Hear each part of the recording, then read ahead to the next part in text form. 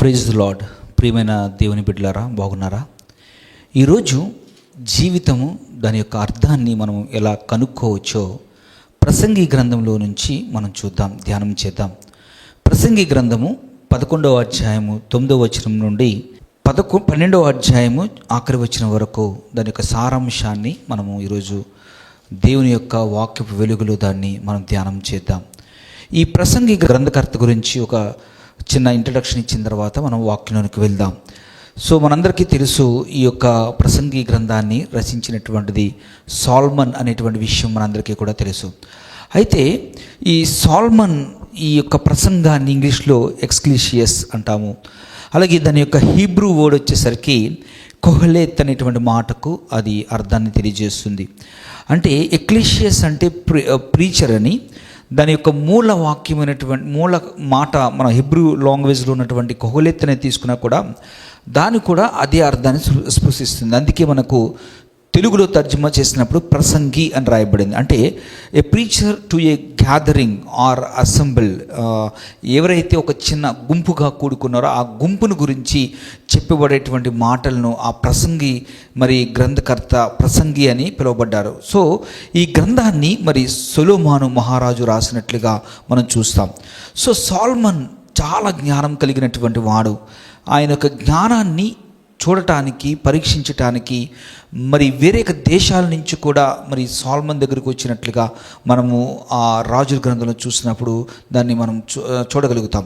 అలాగే మరి ఈయన మరి ఈ ప్రసంగి గ్రంథకర్త అయినటువంటి సాల్మన్ చాలా మరి లగ్జూరియస్ లైఫ్ని అనుభవించినట్లుగా కూడా మనం చూస్తాం.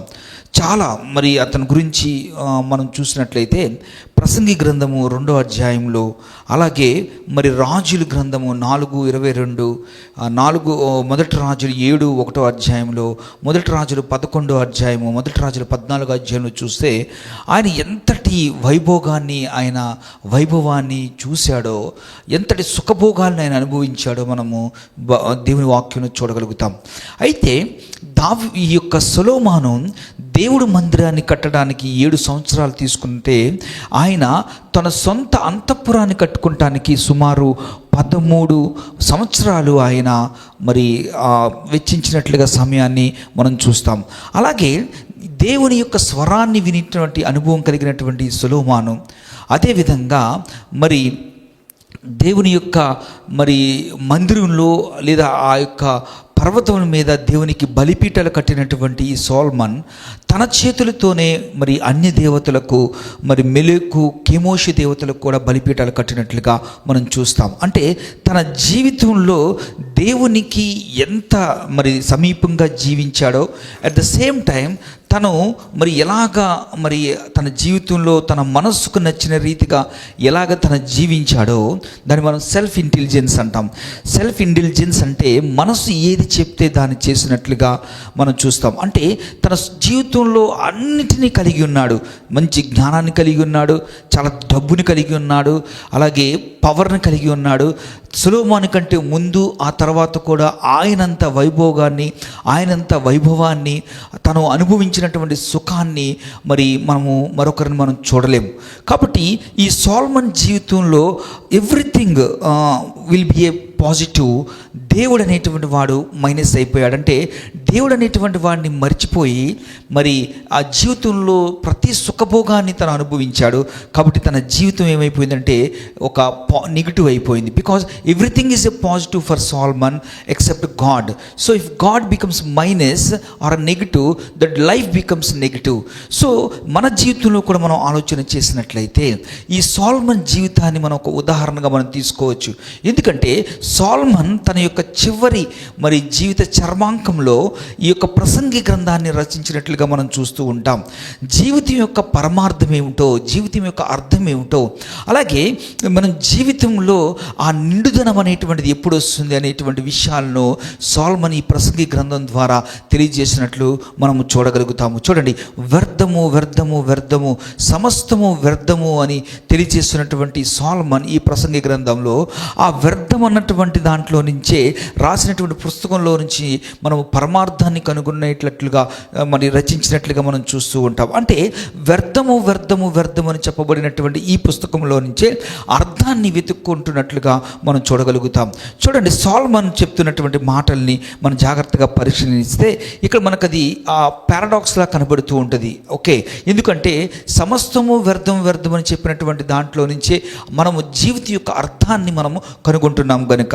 చూడండి, ఈ రోజుల్లో కూడా చాలామంది మరి వారి యొక్క జ్ఞానము, వారికి ఉన్నటువంటి జ్ఞానాన్ని బట్టి, వారు సంపాదించినటువంటి మరి సంపదలను బట్టి, లేదా వారికి మనకి తెలిసినటువంటి టెక్నాలజీని బట్టి, తర్వాత వారికి ఉన్న నేము, ఫేము, అలాగే వారు సమస్తంలో వారు ఎంజాయ్ చేసినప్పటికీ, అలాగే వారు చేసినటువంటి మంచి పనులు, మరి చాలా సోషల్ యాక్టివిటీస్ చేయొచ్చు, అలాగే మంచి పనులు చేయొచ్చు, చాలా మరి దానాలు చేయొచ్చు.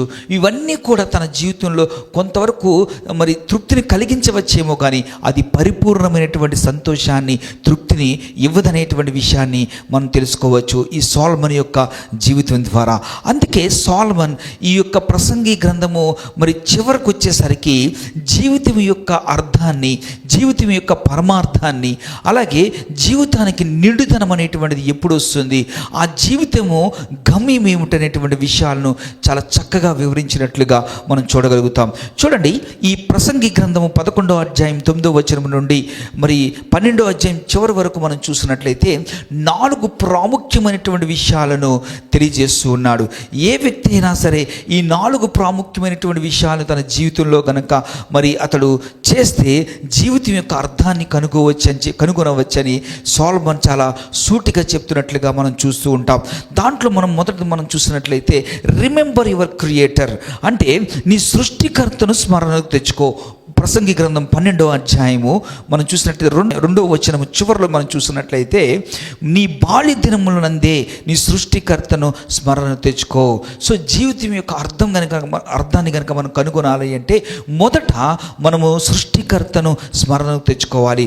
రెండో విషయాన్ని కనుక మనం చూసినట్లయితే మరి ఈ ప్రసంగి గ్రంథం 11వ అధ్యాయము 10వ వచనంలో కనుక మనం చూసినట్లయితే చూడండి, నీ హృదయంలో నుండి వ్యాకుల్యమును తొలగించుకునము, నీ హృదయములో నుండి వ్యాకులమును తొలగించుకునము. మీరు మనం కింగ్ జార్జ్ వెర్షన్ చూసినట్లయితే, కింగ్ జేమ్స్ వెర్షన్ చూసినట్లయితే మనకు అక్కడ చాలా క్లియర్గా కనపడే మాట ఏంటంటే ఈ విల్ అని రాయబడింది. అంటే మన హృదయంలో నుంచి మరి ఆ దుష్టత్వాన్ని, పాపాన్ని మనం గనక తీసివేసినప్పుడు జీవితం యొక్క అర్థాన్ని మనము కనుగొనవచ్చు. 3వ విషయాన్ని కనుక మనం చూసినట్లయితే ఈ ప్రసంగి గ్రంథం 12వ అధ్యాయము 13వ వచనంలో మనం చూసినట్లయితే దేవుని యందు భయభక్తులు కలిగి, అంటే ఫియర్ ఆఫ్ గాడ్, అంటే దేవుని యందు భయభక్తులు కలిగి ఉన్నప్పుడు చివరిగా 4వ విషయాన్ని కనుక మనం చూసినట్లయితే దానికి కొనసాగింపుగా కలిగి ఉండి ఆయన కట్టడలను అనుసరించుటే, fear God and keep his commandments. ఈ 4 విషయాలను, ఒకటి రిమెంబర్ యువర్ క్రియేటర్, రెండవది put away evil from your heart, and third one fear of God, అలాగే 4వది మనం చూసినట్లయితే కీప్ హిస్ కమాండ్మెంట్స్, అంటే ఒబీడియన్స్ టు ద గాడ్ అనే విషయాన్ని మనం చూస్తే ఈ 4 విషయాలు కనుక మనం మన జీవితంలో నెరవేరుస్తున్నట్లయితే మనము దేవుణ్ణి మనకు ప్రసాదించినటువంటి దేవుని యొక్క ఆ జీవితం యొక్క అర్థాన్ని, పరమార్థాన్ని మనము కనుగొనవచ్చు. ఎందుకు అంటే ఎప్పుడైతే మనకు జీవితం గనక అర్థం చేసుకోవాలి అంటే ఈ లోకంలో ఉన్నటువంటి డబ్బును సంపాదించడం వల్ల, నేము ఫేమును సంపాదించడం వల్ల, లేదా మనకున్న జ్ఞానాన్ని బట్టో, రకరకాలైనటువంటి మరి విషయాలను బట్టి మనము జీవితంలో మనం సంతృప్తి పరిపూర్ణంగా చెందలేము. అట్ ద సేమ్ టైం జీవితం యొక్క అర్థాన్ని, పరమార్థాన్ని మనము కనుగొనలేము. కానీ ఈ సొలొమోన్ తన జీవితంలో మరి దేవుని విడిచిపెట్టేసి తన జీవితాన్ని, చాలా సమయాన్ని అతడు వృధా చేసుకొని తన జీవితంలో మరి నష్టపోయిన తర్వాత కూడా మనందరికీ ఒక మాదిరికరంగా మరి ఉండాలని, మన బాల్య దినముల నుంచే దేవుని మనం తెలుసుకోవాలని, అప్పుడే నీ జీవితానికి అర్థం అనేటువంటిది చేకూరుతుందనే విషయాన్ని ఆయన తన జీవిత చర్మాంకంలో ఈ ప్రసంగి గ్రంథం ద్వారా మనకు తెలియజేస్తూ ఉన్నాడు. చూడండి, మన జీవితంలో అన్నీ కలిగి ఉండి దేవుని గనక మనం పక్కన పెడితే మన జీవితంలో అర్థాన్ని మనం కోల్పోతాము. ఒకవేళ మన జీవితంలో అన్నీ లేకపోయినా మనం దేవుని కలిగి ఉన్నప్పుడు ఆ జీవితము అర్థాన్ని కలిగి ఉంటుంది. అప్పుడు మన జీవితానికి నిండుదనం అనేటువంటిది చేకూరుతుంది. మన జీవితంలో everything may be positive, without God that becomes a negative, our life becomes negative. If God is మన జీవితంలో దేవుడు అనేటువంటి వాడు పాజిటివ్ అయ్యి మన జీవితంలో అన్నీ నెగిటివ్గా ఉన్నా మన జీవితం పాజిటివ్గా అవుతుంది. కాబట్టి దేవుని మన జీవితంలో పక్కన పెట్టేస్తే మన జీవితంలో ఎంత నష్టపోతామో ఈ ప్రసంగి గ్రంథం ద్వారా మనం తెలుసుకోవచ్చు. ఎందుకంటే ఈ లోకంలో మనం ఏది సంపాదించుకున్నా అది వ్యర్థమే, అది వ్యర్థమే. అంటే వ్యర్థము అంటే దేవుడు లేకుండా మనం ఏమి కలిగి ఉన్నా అది వ్యర్థమే. అందుకే మీరు ఈ ప్రసంగి గ్రంథంతో ఈ 11వ అధ్యాయం 9వ వచనం చూస్తే, యవ్వనుడా నీ యవ్వనమందు సంతోషించుము, నీ యవ్వన కాలమందు నీ హృదయమును సంతృష్టిగా ఉండనిము, నీ కోరిక చొప్పునను నీ దృష్టి యొక్క ఇష్టము చొప్పునను ప్రవర్తించుము. అయితే వీటన్నిటిని బట్టి దేవుడు నేను తీర్పులోనికి తెచ్చునని జ్ఞాపకం ఉంచుకొనుము. దేవుడు ఇక్కడ ఏం చెప్తున్నాడంటే, నీ యవ్వనాన్ని బట్టి దేవుడు నీకు అనుగ్రహించినటువంటి ఆ యవ్వనాన్ని బట్టి నువ్వు సంతోషించు. నీ హృదయంలో సంతృష్టిగా ఉండనివ్వు, హ్యాపీగా ఉండనివ్వు. నీ కోరిక చొప్పున ప్రతిదీ చెయ్యి. బట్ ఎవ్రీథింగ్ దేవుని ఎదుట నీవు తీర్పు తీర్చబడతావు అనే విషయాన్ని ఇక్కడ జ్ఞాపకం చేస్తూ ఉన్నాడు. సో ఈ రోజున మనము మరి స్వతంత్రము లేదా ఫ్రీడమ్ అంటే మనం ఏమనుకుంటున్నామంటే, ఏదైతే మనకు మనసుకు నచ్చింది చేయటం మనం ఫ్రీడమ్ అనుకుంటున్నాం. కానీ అది చేస్తున్నప్పుడు బాగానే ఉంటుంది. కానీ కొంత మనం చేసిన తర్వాత మనం నష్టపోయిన తర్వాత మనము దాన్ని బట్టి కృంగిపోతున్నటువంటి పరిస్థితులు వస్తాయి. ఆ స్వేచ్ఛ అని దాని వెనకాల పడి వెంపర్లాడి మనం దాని వెనకాల పడి మనం దాన్ని అనుభవించిన తర్వాత ఆ స్వేచ్ఛ కాస్త అదేమైపోతుందంటే బానిసత్వంలోనికి తీసుకువెళ్ళిపోతుంది. అది మనల్ని ఏలటం ప్రారంభిస్తుంది. అది వ్యసనం అవ్వచ్చు, లేదా అది వ్యభిచారం అవ్వచ్చు.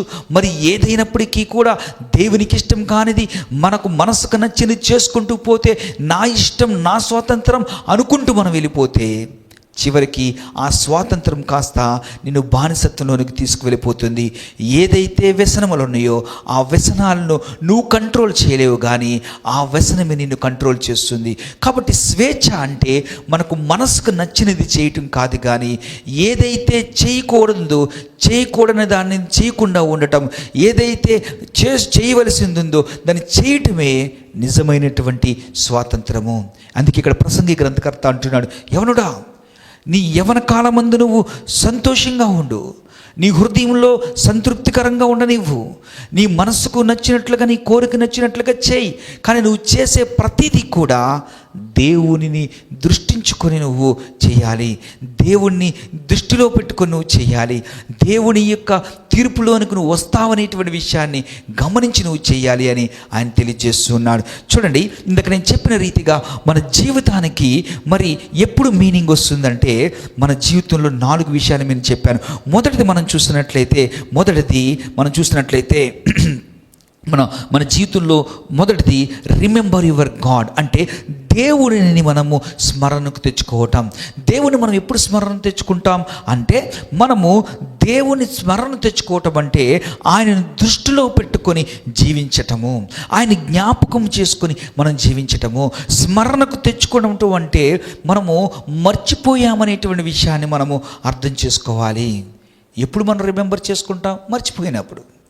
దేవుణ్ణి మనము చాలా సునాయాసనంగా మర్చిపోతాం. మనిషి అంటే ఒక నిర్వచనం ఏంటంటే మర్చిపోయేవాడు. అంటే మనము దేవుణ్ణి మర్చిపోతాం, ఆయన చేసినటువంటి ఉపకారములు మర్చిపోతాం, ఆయన మన ఎడల చేసినటువంటి కార్యాలను మర్చిపోతాం. చాలా సులువుగా మనం మర్చిపోతూ ఉంటాం.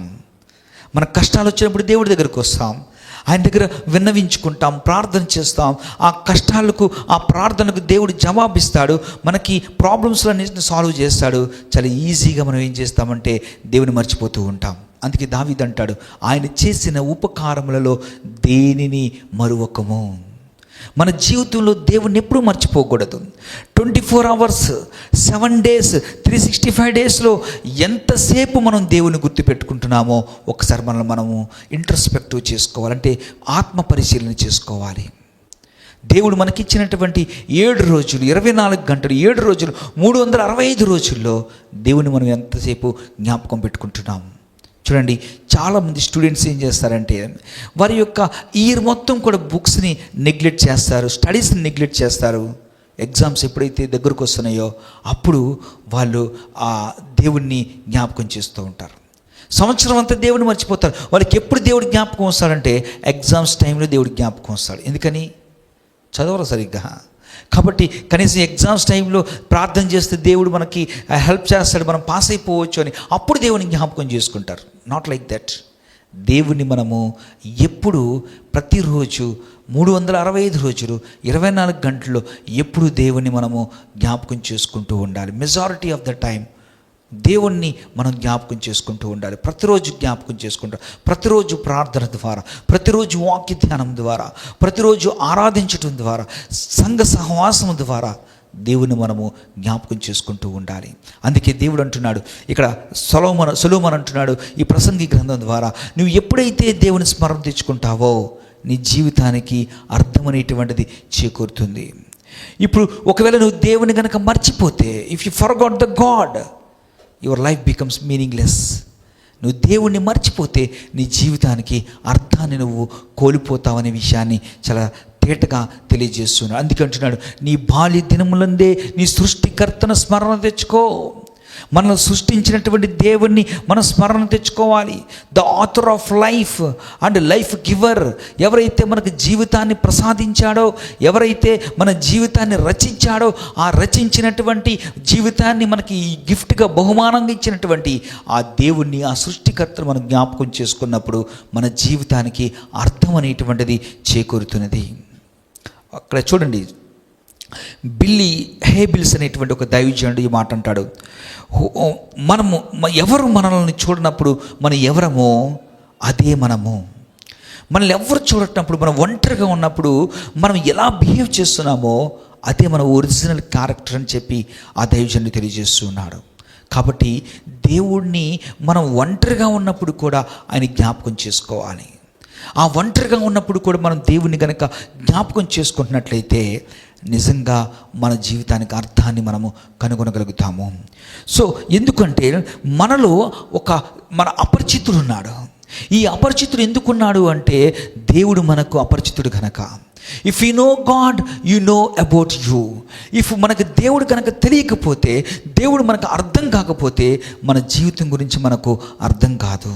అందుకే మనకు జీవితాన్ని ప్రసాదించినటువంటి, జీవితాన్ని రచించినటువంటి ఆ దేవుని దగ్గరికి మనం వెళ్ళినప్పుడు, ఆయన జ్ఞాపకం చేసుకున్నప్పుడు, ఆయన స్మరించినప్పుడు మన జీవితానికి అర్థమనేటువంటిది చేకూరుతుంది.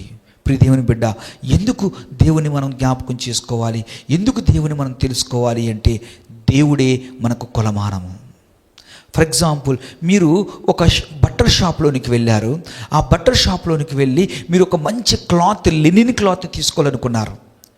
మీరు ఆ వ్యక్తికి మీరు తెలియజేస్తారు. ఏమని చేస్తారంటే, పలానా మీటర్స్ నాకు షర్ట్, ఒక 2 మీటర్ షర్ట్ కావాలి, అలాగే ఒక 1.5 మీటర్ నాకు ప్యాంట్ కావాలని నువ్వు ఆ వ్యక్తికి చెప్పినప్పుడు అతను ఏం చేస్తాడు?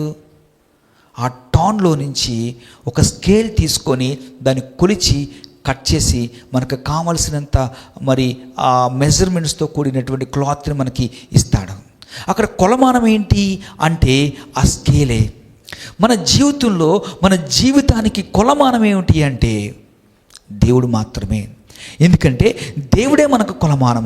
దేవుడు వెలుగై ఉన్నాడు. దేవుడు వెలుగై ఉన్నాడనే విషయాన్ని నువ్వు దేవుడి దగ్గరికి వెళ్ళినప్పుడు తెలుస్తుంది. ఏది చీకటో, ఏది వెలుగో, ఏది తప్పో, ఏది మరి ఒప్పో, లేక ఏది మంచో, ఏది చెడో మనకు తెలుస్తుంది. ఎప్పుడు అంటే ఆ దేవుడు అనేటువంటి కొలమానం దగ్గరికి మనం వెళ్ళినప్పుడు. అందుకే ఇక్కడ సొలొమోను చెప్తూ ఉన్నాడు, నీ బాల్య దినముల నుండే నువ్వు దేవుని స్మరణ తెచ్చుకో. బికాజ్ సొలొమోనుకి దేవుడు మరి గుర్తున్నంత కాలము ఆయన యథార్థంగానే జీవించాడు, భక్తిగానే జీవించాడు, దేవుని స్వరాన్ని విన్నాడు, దేవుడు మందిరాన్ని కట్టాడు, దేవునికి బలిపీఠాలు కట్టాడు.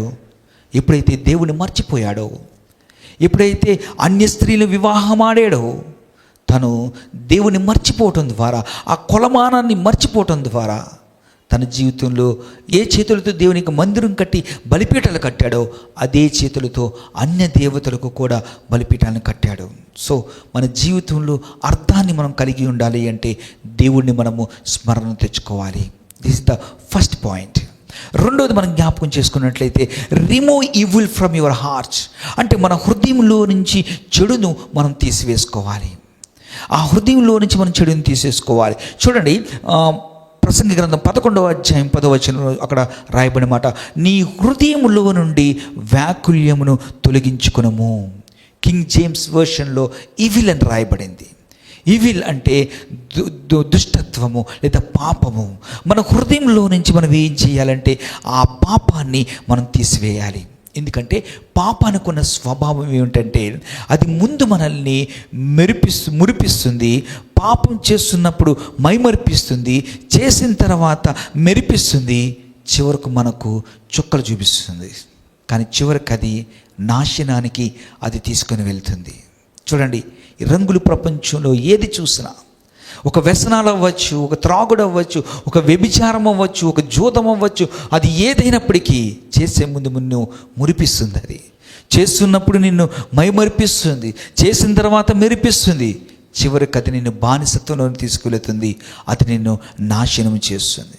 చూడండి, ఈ షుగర్ కేన్ని మరి జ్యూస్ని మనకి ఇచ్చేటప్పుడు అది ఆ మిషన్లో క్రష్ చేస్తూ ఉంటారు. ఆ క్రష్ చేస్తున్నప్పుడు మీరు చూడండి, ఆ షుగర్ కేన్ని ప్రిపేర్ చేసేటువంటి అతను దాన్ని మళ్ళీ దాన్ని దాంట్లోనే పెడుతూ ఉంటాడు. అంటే దాంట్లో ఉన్నటువంటి ఆ రసం అంతా కూడా బయటకు వచ్చేసేలాగా. చివరికి అది ఏమవుతుందంటే పిప్పు మాత్రమే మిగులుతుంది. అది అలాగే మన జీవితంలో ఎప్పుడైతే ఈ పాపాన్ని మన హృదయంలో పెట్టుకుంటామో, మన హృదయంలో, మన శరీరంలో, మన మైండ్లో ఈ యొక్క సిన్ఫుల్ నేచర్తో మనం బ్రతుకుతూ ఉంటామో, అది మనల్ని పీల్చి పిప్పు చేసి చివరికి మనల్ని నాశనానికి తీసుకువెళుతుంది. అందుకే పాపం చేస్తున్నప్పుడు చాలా ఆకర్షణీయంగా ఉంటుంది, కానీ చేసిన తర్వాత దాని యొక్క నీచు పోదు. ప్రపంచ ప్రఖ్యాతిగాంచినటువంటి షేక్స్పియర్ రచించినటువంటి ఒక నవల మ్యాక్బెత్ అనేటువంటి నవల. దీంట్లో మరి ఆ ఒక స్త్రీ మరి కాన్స్పిరెన్సీ అంటే మరి ఆ కాన్స్పిరెన్సీ కుట్ర పన్ని ఒక రాజుని చంపి ఆ రాజ్యాన్ని చేజిక్కించుకుంటుంది. తను రాజ్యాన్ని అయితే చేజిక్కించుకుంది, కానీ తన హృదయంలో ఉన్నటువంటి ఆ గిల్ట్ను తను తీసుకోలేకపోతుంది. తరచు స్నానం చేసి వస్తుంది, చేతులు కడుక్కుంటుంది, స్నానం చేసి వస్తుంది, మళ్ళీ చేతులు కడుక్కుంటుంది, భోజనం చేస్తుంది, అప్పుడే చేతులు కడుక్కున్నా మళ్ళీ వెంటనే చేతులు కడుక్కుంటుంది. కారణం ఏంటంటే తన చేతులకు ఉన్నటువంటి ఆ రక్తపు మరకలు పోవట్లేదు. అక్కడ షేక్స్పియర్ ఒక అద్భుతమైన మాట చెప్తాడు. అదేమిటంటే, ఈ అరేబియాలో ఉన్నటువంటి సుగంధ ద్రవ్యాలన్నిటినీ తీసుకుని వచ్చి ఆమె చేతుల మీద పోసిన ఆ వాసన పోదు. అంటే ఆ రక్తపు మరకలు చంపినటువంటి వాసన పోదు. అంటే నిజంగా రక్తపు మరకలు ఉన్నాయని కాదు, ఆ గిల్ట్ కాన్షియస్ అనేటువంటిది, ఆ అపరాధ భావం అనేటువంటిది.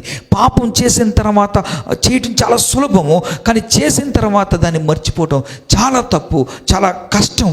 అలాంటి పాపం చేసేసిన తర్వాత ఆ కలిగేటువంటి అపరాధ భావం ఏదైతే ఉందో దాన్ని తీసివేయటం చాలా కష్టం అని దాని యొక్క భావం. కాబట్టి జీవితంలో సంతోషాన్ని ఏం చేస్తుందంటే ఈ అపరాధ భావము తీసివేస్తుంది. ఎప్పుడైతే పాపం మనలో ఉంటుందో చేస్తున్నప్పుడు బాగానే సంతోషంగా అనిపిస్తుంది, కానీ చేసిన తర్వాత అది మనలో ఉన్నటువంటి సంతోషాన్ని, ఆనందాన్ని అది మృంగేస్తుంది. కనుక ఎప్పుడు విచారంతో, బాధతో మనం జీవిస్తూ ఉంటాం. పాపం చేస్తున్నప్పుడే సంతోషంగా అది తాత్కాలికంగా ఉంటుంది, కానీ తరువాత అది మనల్ని బాధకు గురి చేస్తుంది, మనలో ఉన్న సంతోషాన్ని తీసివేస్తుందనే విషయాన్ని మనము జ్ఞాపకం చేసుకోవాలి. చూడండి, పాపము ప్రపంచంలో ఎవ్వరికి తెలియకపోవచ్చు మనం చేస్తున్నటువంటి పాపం, కానీ అది మన గుండెకి తెలుస్తుంది. అది మనం ఒంటరిగా ఉన్నప్పుడు, మనల్ని ఎవరు చూస్తున్నప్పుడు మనం చేస్తున్నటువంటి పాపము ప్రపంచానికి తెలియకపోవచ్చు, కానీ అది నీ గుండెకి తెలుస్తుంది, అలాగే దేవునికి తెలుస్తుంది. ఆ దేవునికి తెలుస్తుంది, నీకు తెలుస్తుంది, నీకు మాత్రమే తెలుస్తుంది. దానివల్ల నీ జీవితంలో, నీ హృదయంలో కలిగే గిల్ట్ కాన్షియస్ అనేటువంటిది అది ఎన్నటికీ పోదు. అయితే మరి అది ఎలా పోతుంది ఆ గిల్ట్ కాన్షియస్ అని అంటే, దేవుని వాక్యం సెలవిస్తుంది, హృదయ శుద్ధి గలవారు ధన్యులు, వారు దేవుని చూచెదరు. హృదయాన్ని శుద్ధిగా చేసుకున్నప్పుడు, మన హృదయంలో ఉన్నటువంటి పాపాన్ని మనం తీసివేసుకున్నప్పుడు మనకు ఆ శాంతి, సమాధానము, ఆ అపరాధం భావం అనేటువంటి ఆ గిల్ట్ కాన్షియస్ అనేటువంటిది పోతుంది. మరి ఎలా హృదయ శుద్ధి కలుగుతుంది? ఒకరోజు మార్టిన్ లూథర్ అనేటువంటి ఆయన పోప్ని ఆయన ఎదిరించి ఆయన ఇంటిలో కూర్చొని తన రూమ్లో కూర్చున్నప్పుడు అపవాది వచ్చి అంటున్నాడు, ఇదిగో నువ్వు చాలా పరిశుద్ధం నువ్వు అనుకుంటున్నావా, నువ్వు ఎంత ఘోరమైన పాపివో తెలుసా, కావాలంటే చూడు అని ఆ గోడ మీద తన పాపాలన్నీ రాయటం ప్రారంభించింది. ఆ యొక్క మరి లూథర్ అలా చూస్తూ ఉన్నాడు. దేవుని వైపు చూస్తూ ఉన్నప్పుడు దేవుని చెయ్యి వచ్చి అతని దగ్గర ఉన్నటువంటి ఆ ఎర్ర సిరాతో దాన్ని ఆ గోడ మీద పోసినప్పుడు ఆ గోడ మీద ఉన్నటువంటి ఆ యొక్క పాపాలన్నీ కూడా ఆ ఎర్ర సిరాతో కొట్టివేయబడినట్లుగా మనం చూస్తాం. నా ప్రియ దేవుని బిడ్డ, ఎప్పుడైతే దేవుడి దగ్గరికి మనం వచ్చామో, ఎప్పుడైతే మనం మారు మనసు పొందుతామో, ఎప్పుడైతే మన పాపాలను మనం ఒప్పుకుంటామో, దేవుడు మనకు హృదయ శుద్ధిని దయచేస్తాడు. చూడండి, మీకు ఒక చిన్న ఉదాహరణ చెప్తాను. క్లాసులో ఒక బెంచ్లో కూర్చున్నటువంటి విద్యార్థుల్లో ఒక తుంటరవాడు ఏం చేస్తాడంటే ఏదో జోక్ ప్లే చేస్తాడు. అతను జోక్ ప్లే చేయడం ద్వారా మిగతా అందరూ నవ్వుతారు. అటువైపు బోర్డు మీద రాస్తున్నటువంటి టీచర్ సడన్గా వెనక్కి తిరిగి చూసేసరికి ఆ జోక్ ప్లే చేసినటువంటి అల్లరి చేసినటువంటి వ్యక్తి ఏమో చాలా సీరియస్గా క్లాస్ వింటున్నట్టుగా నటిస్తూ ఉంటాడు, లేదా క్లాస్ వింటున్నట్టుగా మరి అతను లేదా రాస్తున్నట్టుగా నటిస్తూ ఉంటాడు. ఆ పక్కన వాడు నవ్వి దొరికిపోతాడు. వెంటనే లంచ్ బ్రేక్లో ఆ ఫ్రెండ్స్ అందరూ అంటారు, రే బలైపోయాడు రా, అరే వీడు చేసిన తప్పుకు వీడు బలైపోయాడు రా అంటాడు. అంటే ఆ వ్యక్తి చేసినటువంటి అల్లరికి తప్పుకు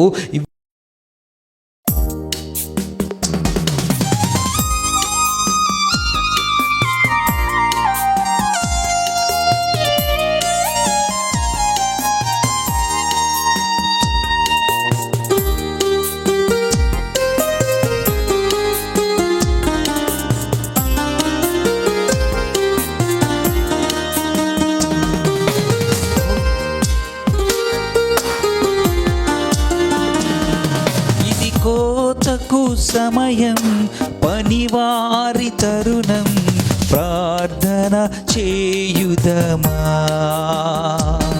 ఇది కోతకు సమయం, పనివారి తరుణం, ప్రార్థన చేయుదమా. పైరును చూచెదమా, పంటను కోయుదమా. పైరును చూచెదమా, పంటను కోయుదమా. ఇది కోతకు సమయం, పనివారి తరుణం, ప్రార్థన చేయుదమా. ఇది కోతకు సమయం, పనివారి తరుణం, ప్రార్థన చేయుదమా.